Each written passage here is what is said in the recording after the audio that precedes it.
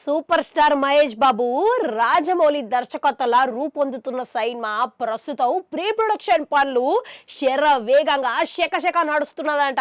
ఎందుకనంటే ఈ సినిమా వచ్చే ఏడాది ఆరంభంలోనే రాజమౌళి ప్రారంభించాలని అనుకుంటున్నాడంట. కనుక ఇప్పుడు ఆ లోపు పూజా కార్యక్రమాలతోని మొదలుపెట్టి సినిమా షురూ చేయాలని భావిస్తున్నాడంట. అయితే సాధారణంగా రాజమౌళి సినిమాలకు గాను విఎఫ్ఎక్స్ పనులకు ఎక్కువ సమయం పడుతుందంట.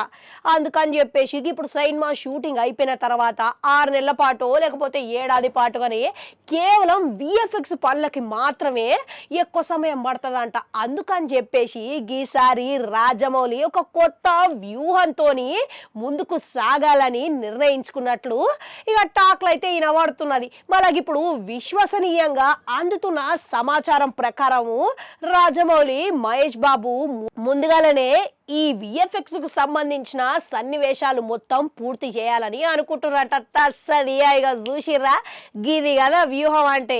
మళ్ళా దిమాకు తెలివైన దిమాక్ అంటే ఇట్లుంటుందని మనకు అర్థం అయితేనే ఉంటుంది.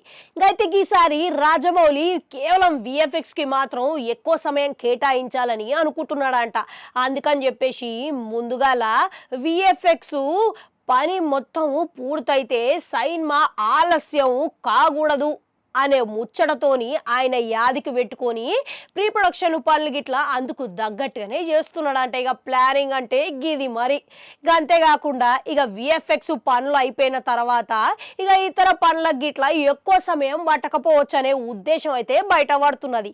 ఇక అంతేకాదు, ఇప్పుడు హాలీవుడ్ సంస్థలకు వెళ్ళి విఎఫ్ఎక్స్ కోసం అని చెప్పేసి పెద్ద పెద్ద ఒప్పందాలు కుదిరించుకున్నాడంట రాజమౌళి. ఇక గందు కొరకు ఇక మొదటగానే దీనికి సంబంధించిన సన్నివేశాలన్నీ పూర్తి చేసి వాళ్ళకి అప్పచెప్తే సదరు కంపెనీలు ఇక వాళ్ళు ఏడాది లోపల మొత్తం పూర్తి చేసి ఇచ్చుడు ఖాయమనే మాట వినబడుతున్నది. అందుకని చెప్పేసి 2025లో షూటింగ్ మొదలుపెట్టిన 26 లోపు ప్రేక్షకుల ముందుకు తీసుకొచ్చే అవకాశం ఉందని ఇండస్ట్రీ వర్గాల టాక్లు అయితే వినబడుతున్నది. అయితే ఈ సినిమాను రాజమౌళి హాలీవుడ్ సినిమాలకు తీసి పోకుండా గంతే రేంజ్ లా ఆయన రూపొందించబోతున్నాడంట. ఇక చూసిరా, ఇక అందుకనే భారీ అంచనాలు అయితే ఉన్నాయి. మళ్ళా ఇక దీనికి ఇంతకీ ఎన్ని పైసలు పెడుతున్నారు అనుకుంటున్నారు మీరు? గిట్లా అంచనాలు గిట్లా వేసి ఉండరు.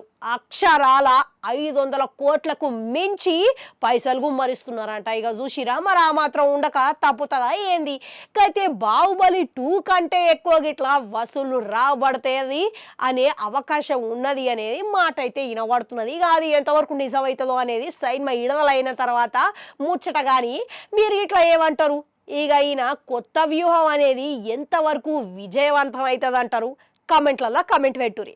అట్లనే ఒక గంట ఉంటే అది కూడా నొక్కురి మళ్ళొస్తా.